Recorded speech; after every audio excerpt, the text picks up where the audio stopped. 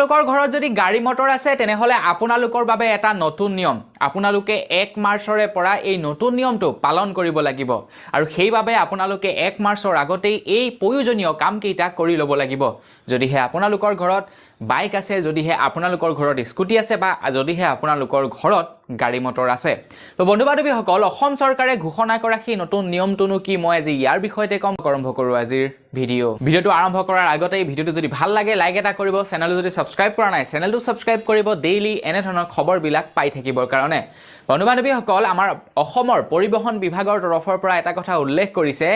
1 মাৰ্চৰে পৰা আমাৰ পৰিবহণ বিভাগে অল ক্লিয়াৰ নামৰ এটা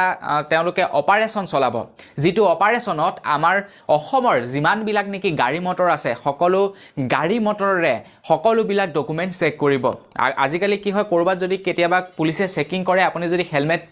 পিন্ধি থাকে তেনেহলে বাকি ডকুমেন্টবিলাক আৰু বৰ এটা চাই নাথাকে বেছিতকৈ বেছি চালে আপোনালোকৰ ড্ৰাইভিং লাইসেন্সখন চাই যদি এমভিআই বহি থাকে তেনেহলে পলিউশন লগতে ৰেজিষ্ট্ৰেচন লাইসেন্স সকলোবিলাক চাই কিন্তু এনে ট্ৰাফিক পুলিচে আপোনালোকৰ কেৱল আপোনালোকে ট্ৰাফিক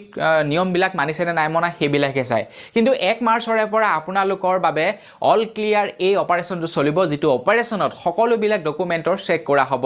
আৰু যি সকলে 1 মাৰ্চৰ আগতে সকলোবিলাক ডকুমেন্ট ক্লিয়াৰ নকৰে তেওঁলোকৰ ওপৰত মোটা অংকৰ এটা জৰিমনা লগাব অকল জৰিমনাই নহয় গাড়ীৰ ক্ষেত্ৰত হ'ব 10000 টকা জৰিমনা আৰু বাইক স্কুটিৰ ক্ষেত্ৰত হেতু বেলেগ হ'ব আৰু লগতে আপোনালোকৰ গাড়ী মটৰ বিলাক হয়তো সিজু কৰিব পাৰে যদিহে আপোনালোকে এই নিয়মবিলাক পালন নকৰে তো বন্ধুসকল আপোনালোকে 1 মাৰ্চৰ আগতে আপোনালোকৰ প্ৰয়োজনীয় কামবিলাক কৰি লওক যদি আপোনালোকৰ ড্ৰাইভিং লাইসেন্স বনাবলৈ আছে তেনেহলে ড্ৰাইভিং লাইসেন্স বনাই লওক যদি আপোনালোকৰ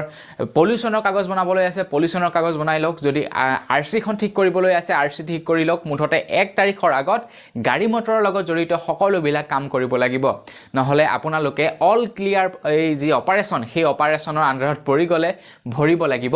জৰিমনা তো বন্ধুসকল এই কথা ঘোষণা কৰিছে আমাৰ অসম পৰিবহণ বিভাগৰ তৰফৰ পৰা তো আপোনালোকৰ বাৰু এই নতুন নিয়মটো কেনেকুৱা লাগিছে কমেন্ট কৰি জনাব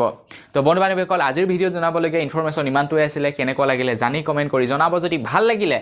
লাইক এটা কৰিব চেনেল যদি সাবস্ক্ৰাইব কৰা নাই চেনেলটো সাবস্ক্ৰাইব কৰিব পুনৰ এটা ভিডিঅ লগ পোৱাৰ আশাৰে আজিলৈ বিদায় মাগিছো ধন্যবাদ জয় অসম